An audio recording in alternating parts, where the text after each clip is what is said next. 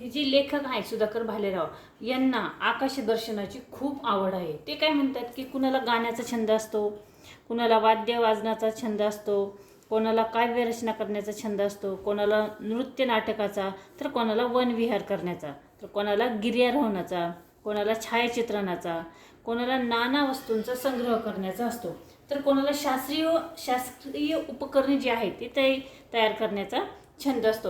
असे वेगवेगळ्या प्रकारचे छंद हे प्रत्येकाला असतात. तसाच मला छंद आहे आकाशातील ज्योतींचे निरीक्षण करण्याचा. काय म्हटले लेखक, काय म्हणतात की मला कसला छंद आहे, आकाशातील ज्योतींचे निरीक्षण करण्याचा.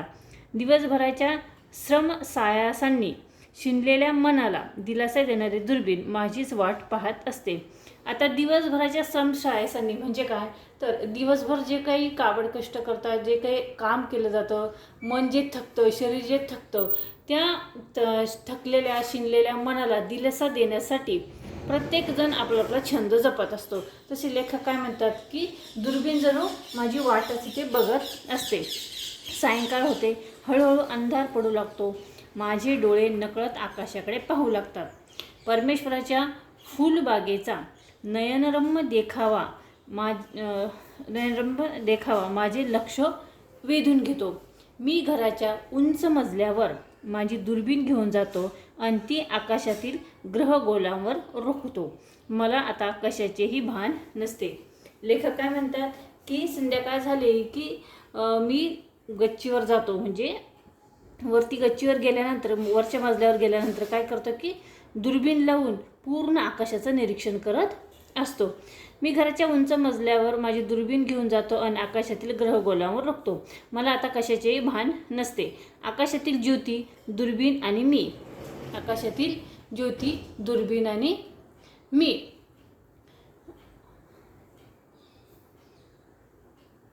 आकाशातील ज्योतींचे निरीक्षण करण्यात मी तल्लीन होऊन जातो. पुढे काय म्हणतात की कलेने वृद्धिंगत होणारा शुक्ल पक्षातील चंद्रमा किती सुंदर दिसतो. ते काय म्हणतात की कलेने म्हणजे कलेने चंद्र वाढत जातो आणि शुक्ल पक्षातील जो चंद्र आहे तो किती सुंदर दिसतो दुर्बिणीतून. चंद्र हे वैरान वाळवंट आहे. त्यावर पाणी नाही, हवा नाही, हिरव्यागार वनस्पतींनी सुशोभित झालेली भूमी नाही. चंद्राचं वर्णन आता त्यांनी ह्यामध्ये सांगितलेलं आहे की चंद्रावरती काय काय आहे किंवा काय नाही. तर चंद्र हे कसे आहे, वैरान आहे, म्हणजे तिथे कुठेही शेती नाही, हिरवगार असं काहीच नाही आहे, तिथे पाणीच नाही आहे, हवा नाही आहे, हिरव्यागार वनस्पतींनी सुशोभित अशी भूमी पण तिथे नाही. खरे आहे, पण माझ्या दुर्बिणीतून दिसणारा चंद्र खचितच सुंदर आहे.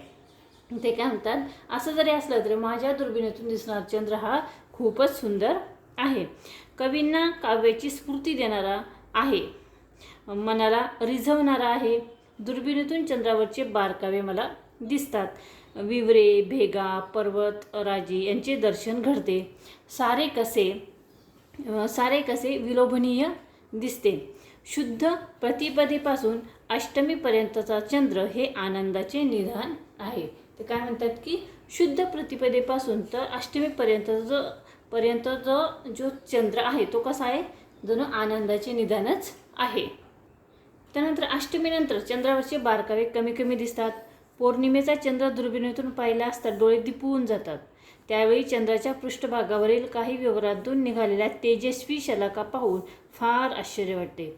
पौर्णिमेचा चंद्र आकाशातून विहार करत असताना अनेक तेजस्वी ताऱ्यांना झाकतो. या घटनेला पिधान असे म्हणतात. बघा, पिधान कशाला म्हटलं आहे की पौर्णिमेचा चंद्र आहे जो तो ज्यावेळेस आकाशातून विहार करतो म्हणजे फिरत असतो आकाशातून, त्यावेळेस अनेक तेजस्वी ताऱ्यांना तो झाकतो आणि या घटनेला पिधान असे म्हणतात. हे दृश्य दुर्बिणीतून फार मनोहर दिसते.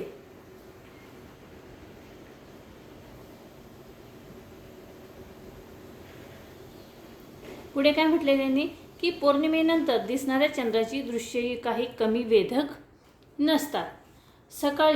कधी सकाळी तर कधी संध्याकाळी दिसणारा शुक्र ग्रह किती तेजस्वी आणि आकर्षक दिसतो.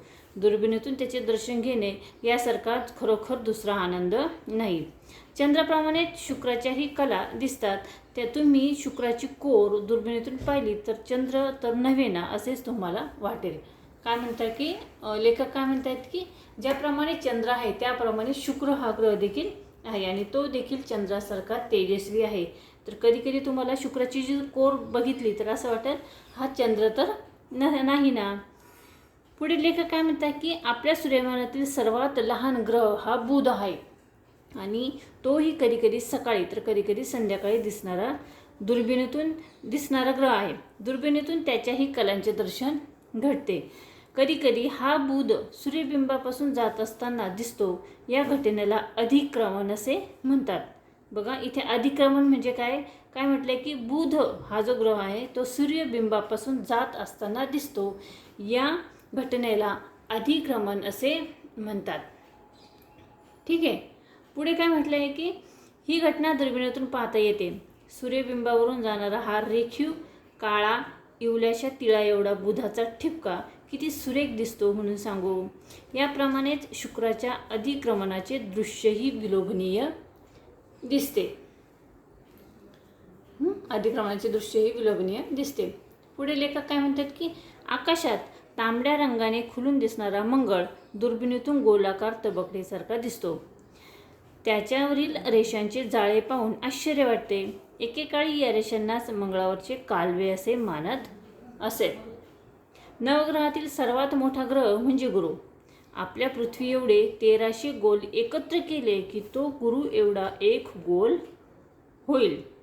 म्हणजे गुरु हा ग्रह किती मोठा आहे बघा. आपली पृथ्वी जी आहे या आपली एक पृथ्वी आहे अशा 13 पृथ्वी एकत्र केल्यानंतर जो गोल तयार होईल त्याला तो गुरु या ग्रह एवढा होईल. म्हणजे गुरु हा ग्रह जो आहे तो प्रचंड मोठा आहे. म्हणजे आपल्या पृथ्वीच्या 13 पट तो मोठा आहे. शुक्राच्या खालोखाल तेजस्वी दिसणारा ग्रह म्हणजे गुरु. नुसत्या डोळ्यांनी पाहिल्यास तो किंचित पिवळसर तांबूस दिसतो. दुर्बिणीतून पाहिले असता तो पौर्णिमेच्या चंद्रासारखा गोलाकार दिसतो व त्याच्या पृष्ठभागावर अस्पष्ट अशा काही समांतर रेषा व डाग दिसतात. आपल्या पृथ्वीला एकच चंद्र आहे. काय म्हटलंय की आपल्या पृथ्वीला एकच चंद्र आहे. गुरुला 12 चंद्र आहेत. यापैकी सामान्यतः प्रकाशमान बिंबासारखे 4 चंद्र दुर्बिणीतून दिसतात. त्यानंतर पुढे म्हटले की शनी हा ग्रह तर खरोखर एक अमूल्य रत्नाच आहे. नुसत्या डोळ्यांनी पाहिल्यास तो किंचित काळसर पिंगट व धुरकटसा दिसतो. कसा दिसतो बघा. किंचित कसा दिसतो तो काळसर पिंगट व धुरकटसा दिसतो. दुर्बिणीतून त्याचे दर्शन आपणास थक्क करून सोडते. त्याच्या भोवतालची वलये आपले मन वेधून घेतात. पुढे म्हटले की आकाशगंगेवर दुर्बीण रोखली तर डोळ्यांना न दिसणाऱ्या लक्षावधी ताऱ्यांचे दर्शन घडते. दुर्बिणीतून ग्रह हे तबकडीसारखे दिसतात व तारे प्रकाशबिंदूसारखे दिसतात.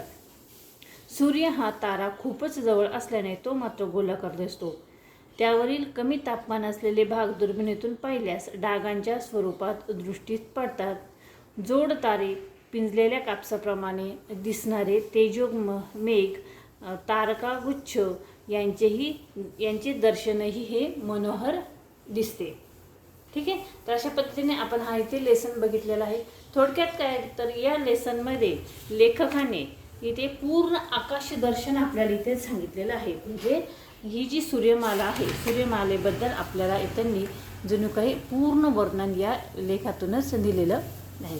ठीक आहे. तर हा जो लेसन आहे तो तुम्हाला कसा वाटला कमेंट्स करून नक्की कळवा. व्हिडिओ आवडल्यास व्हिडिओला नक्की लाईक करा, शेअर करा. चॅनलवर तुम्ही नवीन असाल तर चॅनल सबस्क्राईब करा. पुन्हा भेटूया पुढच्या व्हिडिओमध्ये.